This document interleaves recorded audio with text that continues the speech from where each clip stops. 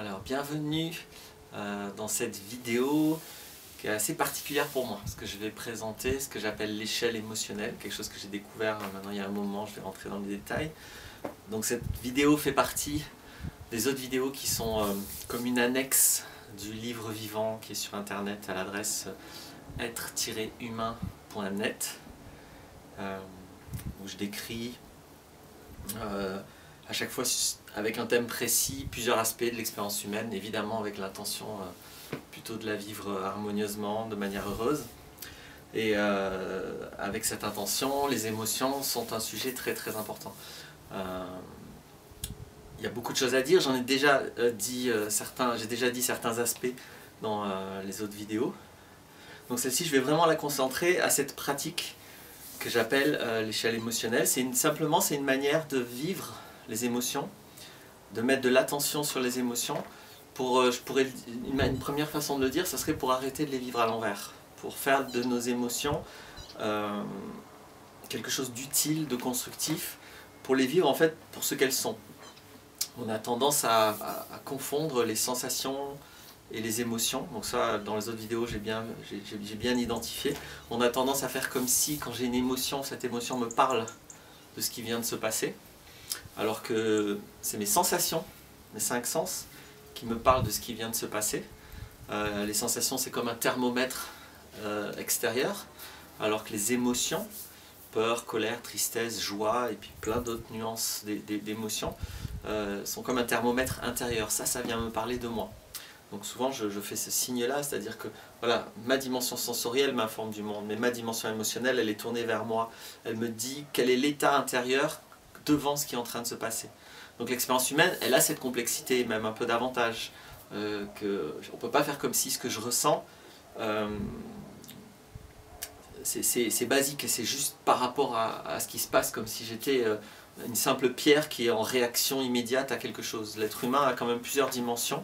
Et donc en même temps, il est informé de ce qui se passe devant lui avec ses sensations. Il est informé de ce qu'il croit être, de ce qui se passe à l'intérieur de lui devant cette situation, ce qui peut ne rien avoir à voir. Et il est informé aussi par son mental et sa mémoire de liens avec son histoire et de projections possibles avec le futur.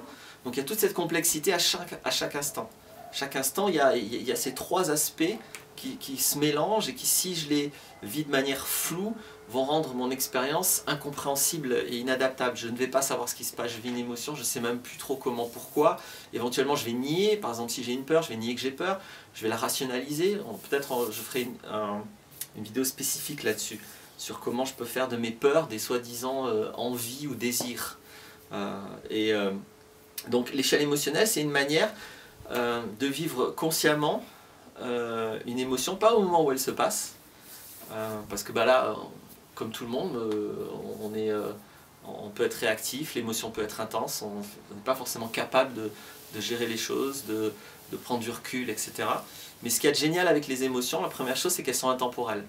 C'est-à-dire j'ai qu'à me replonger dans ce qui s'est passé hier, par exemple, et où j'ai eu par exemple une émotion intense, et je peux réactiver quelque chose, pas forcément la même émotion, hein, mais mon intelligence émotionnelle, si je me replonge, alors il faut chacun trouver comment faire ça, comment me replonger, comment me remettre en conscience, puisqu'en réalité je ne peux pas le faire, je ne peux pas voyager dans le temps, mais en conscience je peux me replacer devant une situation, et pour mon cerveau, ça c'est une donnée scientifique, l'imaginaire, le réel c'est pareil. Donc quand je mets mon cerveau comme ça devant quelque chose que j'ai vécu, j'ai toute l'intelligence émotionnelle, tout le système émotionnel qui se remet en œuvre et qui produit son signal, donc une émotion.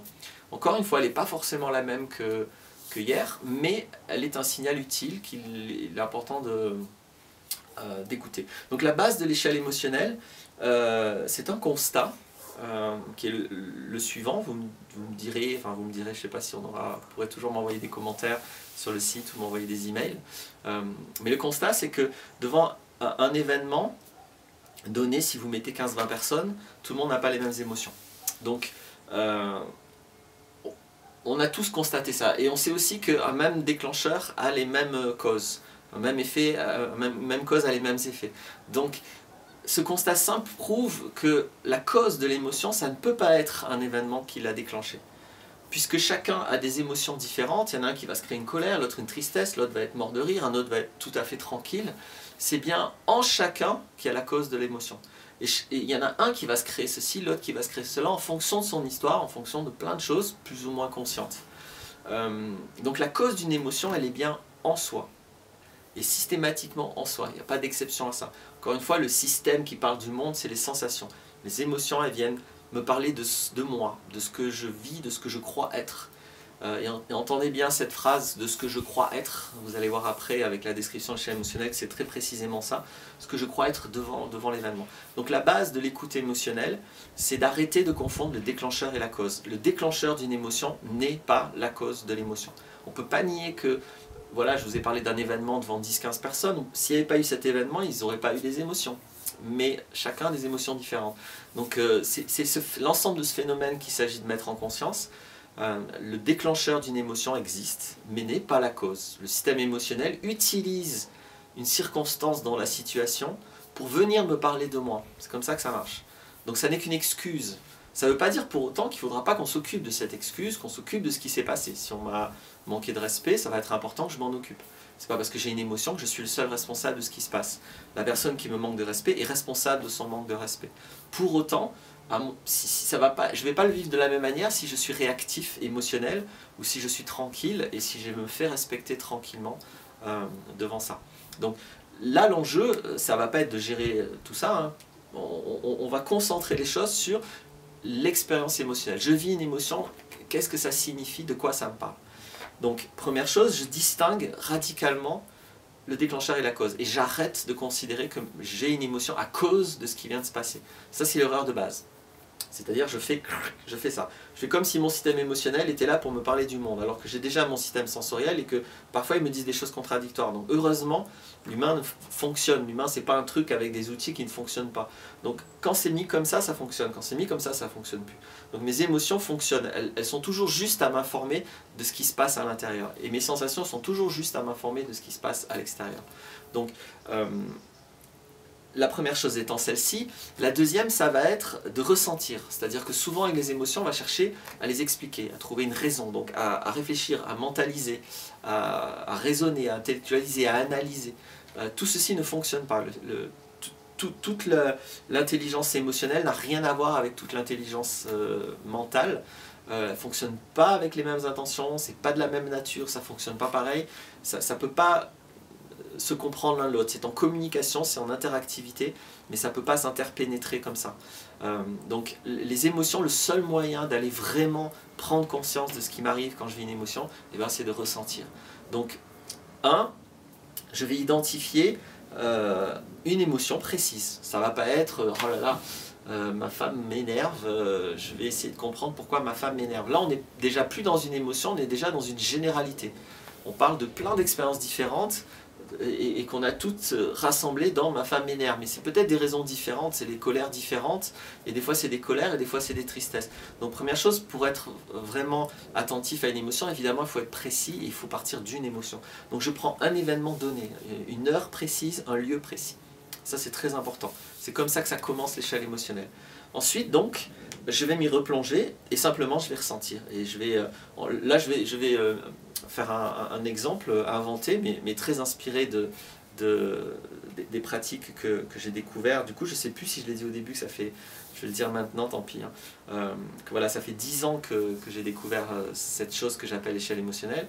Ça fait 10 ans que j'ai eu l'occasion d'aider des personnes à écouter leurs émotions de cette manière. Et donc, ça fait 10 ans que je suis témoin de ce que ça donne que d'écouter les émotions de cette manière. Donc ce que je vous dis là, c'est basé uniquement sur ces 10 années d'expérience. C'est pas théorique, c'est pas simplement ma pensée, c'est un témoignage fidèle de ce que j'ai observé. Donc voilà, fin de parenthèse mais qui était utile, je ne sais plus si je l'avais bien précisé au départ. Donc pour commencer l'échelle émotionnelle, je vais me replonger. Ça peut consister à fermer les yeux pour certaines personnes. Là, c'est chacun qui doit trouver comment, très honnêtement, se remettre dans la situation. Et je vais ressentir. Donc, imaginons que, voilà, c'est pas que ma femme m'énerve, mais ça m'énerve qu'elle regarde la télé. Disons ça. Donc là, au lieu de dire, ben voilà, et de justifier, de dire, mais quand même, elle regarde la télé, c'est n'importe quoi, elle le fait tout le temps, etc., blablabla, je peux me concentrer sur elle, sur le déclencheur de l'émotion. Ça valorisera beaucoup mon mental et sa capacité de juger que ce que je vois c'est très, très mal ou très malsain, etc. Mais je ne vais jamais à ce moment-là regarder mon émotion. Donc par contre, si j'abandonne l'idée que mon émotion est à cause de ça, si je me demande mais qu'est-ce qui fait que moi, je suis en colère, je vais regarder ma colère. Ok, elle regarde la télé, peu importe ce que j'en pense, mais surtout moi je suis en colère, il y a un événement là, il n'y a pas rien qui se passe, il y a quelque chose qui se passe, d'où ça vient. Et donc là je vais ressentir. Je contacte cette colère et je vais sentir qu'en fait, en dessous, il y a vraiment quelque chose qui me dégoûte presque. Donc je ressens comme un dégoût, une espèce de rage, parce que elle se laisse aller. Ça veut dire que j'interprète le fait qu'elle regarde la télé de cette manière. D'autres personnes interpréteront autrement. Mais pour moi, ça vient symboliser ça. Donc en dessous de ma colère, j'ai cette émotion qui a un dégoût, une rage qu'elle se laisse aller. Et ça, je sens bien en moi, ça parle de moi, il y a quelque chose qui n'est pas possible là-dedans. D'ailleurs, si je sens plus profondément, je me rends compte que je serais terrifié, moi, à l'idée de me laisser aller aussi. Je vois bien que le fond de mon émotion, c'est ça. C'est parce que moi, je suis terrifié à l'idée de me laisser aller, que je trouve si dégoûtant qu'elle le fasse. Et je vais continuer maintenant que j'en suis là, je suis terrifié de me laisser aller. Si je vais plus loin, je vais ressentir que je suis triste. Alors évidemment, là je ne parle pas de moi, ne soyez pas triste pour moi. Hein. Encore une fois, je m'inspire d'échelles émotionnelles que j'ai vues, c'est virtuel là ce que je vous fais. Je pourrais trouver que je suis triste que ma mère était très sévère envers moi, qu'elle s'occupait que de mes résultats scolaires et qu'il ne fallait surtout pas perdre du temps, se laisser aller, jouer. Donc je ne pouvais jamais jouer, je devais tout le temps travailler. Et je suis triste de ça. Et si je vais encore plus profond, je vais sentir par exemple que je me sens transparent devant le regard de cette mère qui voyait que mes résultats scolaires et moi j'existais pas. Et d'ailleurs au fond ce que je ressens c'est j'existe pas si ma mère ne me reconnaît pas par exemple. Si ma mère ne me reconnaît pas pour ce que je suis, si j'ai pas la reconnaissance de ma mère, je n'existe pas. Encore une fois, ma mère ne s'est pas comportée comme ça, c'est pas du tout mon histoire personnelle, mais voilà une échelle émotionnelle et comment je sais que je suis arrivé au bout quand j'arrive à une notion d'existence. Alors, donc là je vous ai dit, j'existe pas si ma mère ne me reconnaît pas. Donc dans mon expérience, ce niveau-là que j'appelle l'identité virtuelle, là on est au niveau vraiment d'une identité virtuelle. C'est pas vrai que je n'existe plus, je ne vais pas disparaître de la réalité si ma mère ne me reconnaît pas. D'ailleurs en général quand je vis ça en tant qu'humain, ça fait X années que ma mère ne m'a jamais reconnu et j'existe.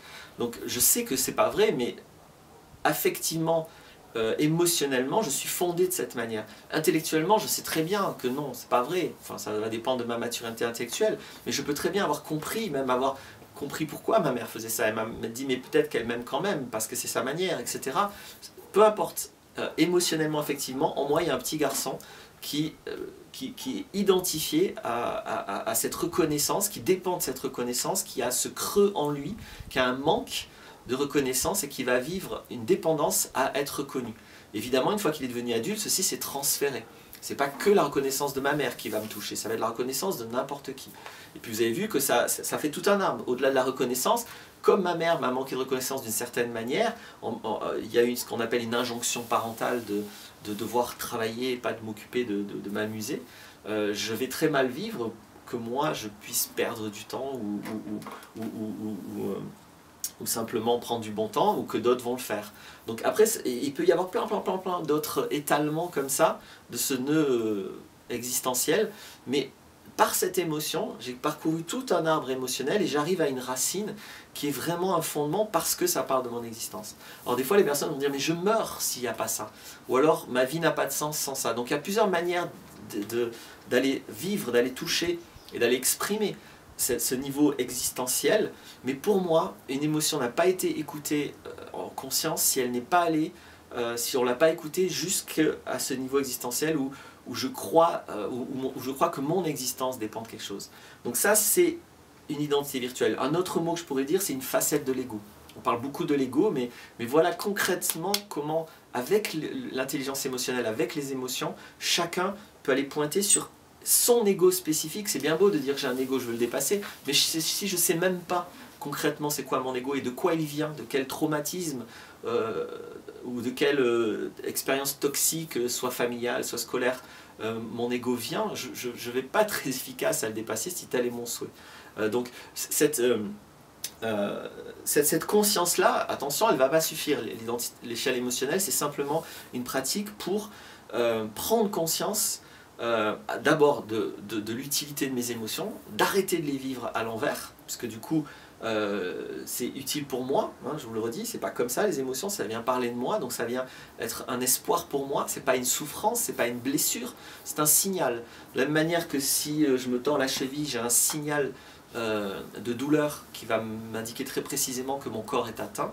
Quand mon être est atteint, cette fois c'est un signal émotionnel qui vient m'indiquer que là il y a quelque chose qui ne va pas. Et là mon être est atteint, je crois sans rire que j'ai besoin de la reconnaissance de ma mère. Pour exister, attention, que je peux avoir besoin de reconnaissance en tant qu'humain, c'est évident. Chez un humain, j'ai des besoins relationnels, je vais avoir besoin d'amour, de reconnaissance, de valorisation, de respect, etc. Mais il y a 7 milliards d'humains sur la planète, donc c'est à moi de trouver, une fois que je suis adulte, les relations qui m'apportent ceci. Tant que je pense que telle personne, parce que ma culture m'a dit ça, doit m'apporter ceci, je dépends de son bon vouloir à le faire ou pas. Et quand je dis bon vouloir, des fois c'est pas une question de vouloir, des fois c'est des questions plus complexes. Donc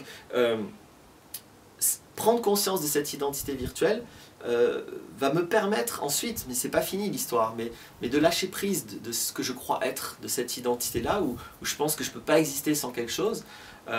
Et si je lâche prise de ça, je me lance dans une vie où c'est pas vrai que je dépends de ça. Moi je suis l'être adaptable pour trouver la reconnaissance. Je suis pas l'être qui n'existe pas si telle ou telle personne ne me donne pas de la reconnaissance. Donc là, c'est dans le cas de reconnaissance.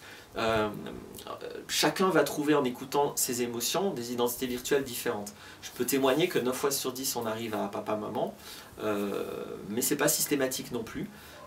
Ça ne parle absolument pas de papa et de maman, ça parle de ce que je crois être maintenant.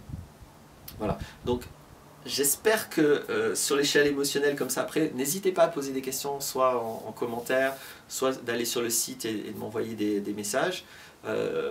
C'est pas facile comme ça, là, je veux que la vidéo soit assez courte, d'essayer de transmettre l'expérience. Je me suis dit que si je faisais une échelle émotionnelle comme ça, une démonstration, en tout cas un exemple, ça serait plus parlant.